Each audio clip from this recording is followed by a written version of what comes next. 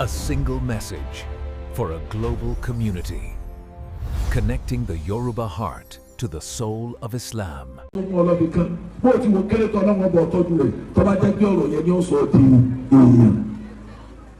Torí àlàáfíà ní kò pé Markazy ni Yusuf ni Asada ni wọ́n sọ ọmọ kékeré wọ́n rántí.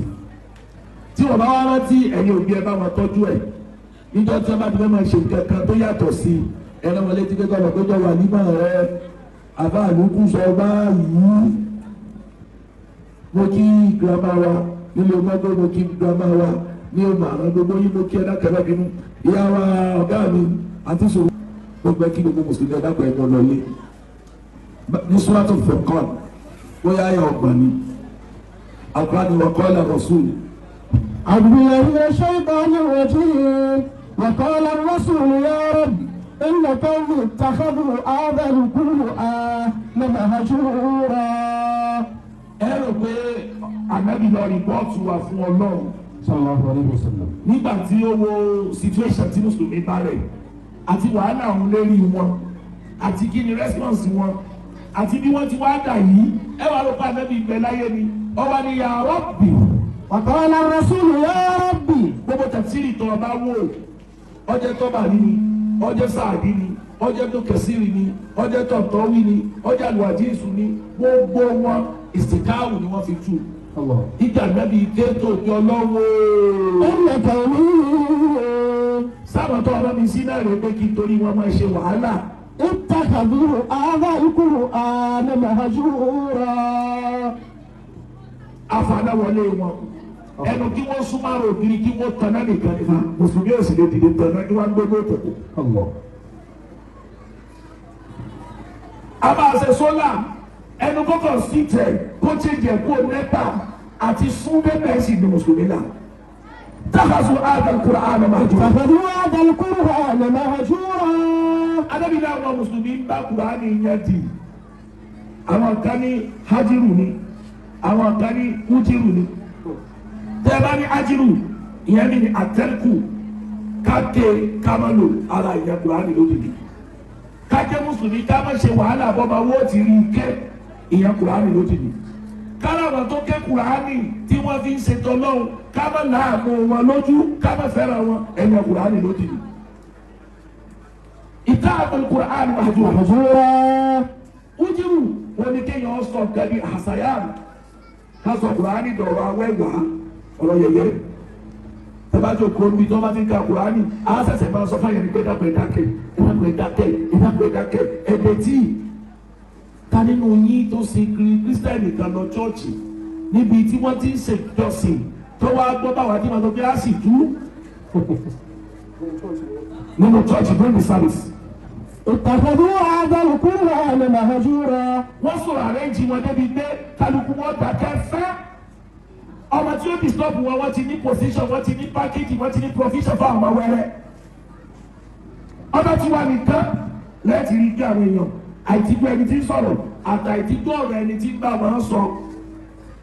Gbogbo bí ẹ bá dé lónìí tí wọ́n ti wọ́n ń kọ̀ ọ̀rọ̀ náà bẹ́ẹ̀ ni tí nǹkan ti wò ó yẹpẹrẹ tó ẹ máa rántí ọ̀rọ̀ ẹni tí wọ́n ń kà.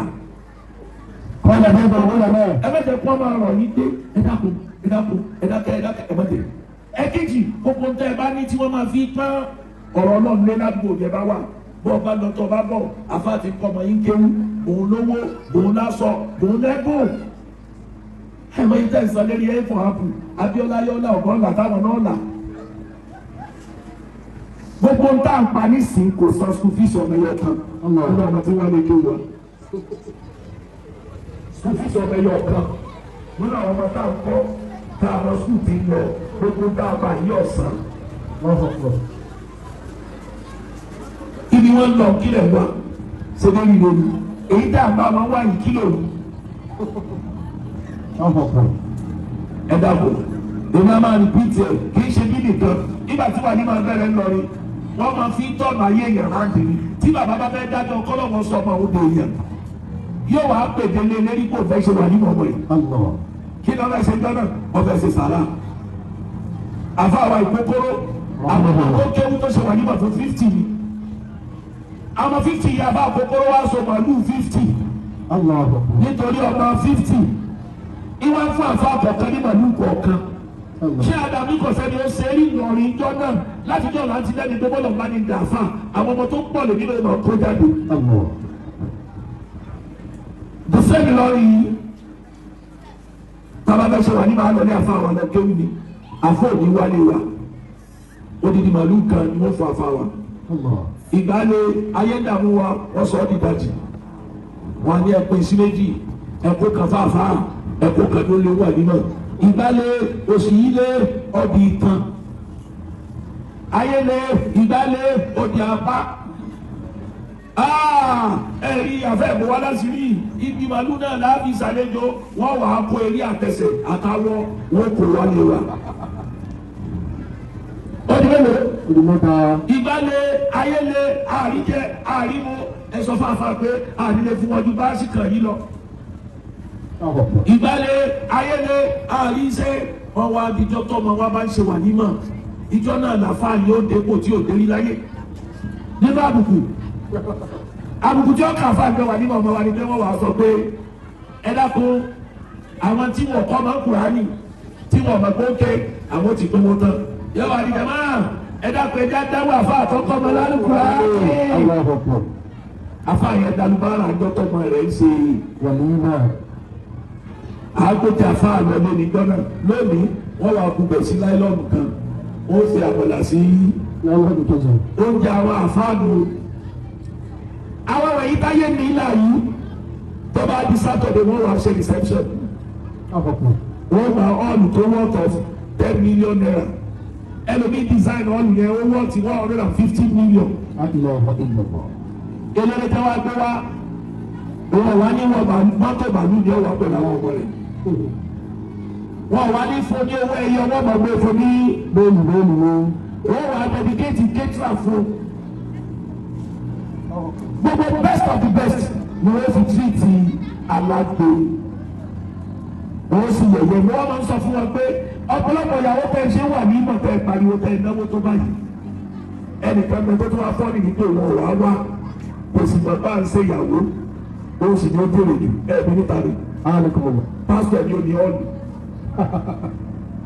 nígbà tẹ́yìn mùsùlùmí bá gba ọ̀lù 4 million tán owó wa yọ 10% fún alàgbà rẹ̀ alàgbà ọkàn ní àláti 400,000 láì wá òde yìí nípa àwọn afọ àtẹwà tó kalẹ̀ wọn wà ní ìta 150 ẹ wá bí ní ewé ní wọn lè ṣe lẹ́gbàdà rí dùnú bẹ́ẹ̀ àwọn tó tó bí wọn.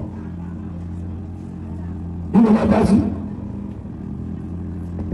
gbogbo ẹni ọba gbọ́ lálára Qur'an tó wá fún nǹkan míì ọba tó lọ lóòní tó lọ́ọ́ dalẹ́ lọ́wọ́ rẹ̀ o gbogbo bí ẹ bá wà ẹni ń kéré ni ó tóbi lọ́nà ni ẹ máa rí lára rẹ̀ ẹ sì máa pẹ́ Kùránì lé torí tòní kọ́ torí ìjọ tí Kùránì ó sì pẹ̀ ìjọ kàkàmà torí pé Al-Qur'an yakunu hujjatan lak àwọn àlejò Kùránì ó jẹ́ evidence against àwọn kan yóò sì jẹ́ evidence yóò fi support àwọn kan gbogbo ẹni ọmọ rẹ̀ ka Kùránì lónìí tó bá ṣe dáadáa ọlọ́wọ́ fi Kùránì sì pẹ̀ ẹ̀rọ láìpẹ́ àmọ́ ìwọ́n tó sì rò pé kí wọ́n ṣe bẹ́ẹ̀ àwọn afáwa tí wọ́n jẹun ká tó mọ̀ ọ́ àjẹun bá a ṣe wà nímọ̀ àjẹun bá a tó kú oyè yìí àjẹun torí ẹ̀ ní òde wàhálà tèmi ọgbọ̀n lórí ẹmú yìí wá gbogbo ẹ̀yìn òbí oníwà nímọ̀ ẹni tí Kùránì máa jọ lójú àtẹnitẹ́ tẹ̀lé wọn wá ẹ forí borí bẹ́ẹ̀ bá ní sàrà àtẹ̀sẹ̀ ẹ gbà á jọ pé tó nǹkan yóò sì tó nǹkan ọlọ́run fún Markazy àgbà donation àti ìpínlẹ̀ wọ́n gbà ké fún ọmọ yìí ní sísú wàhálà rẹ̀ bí.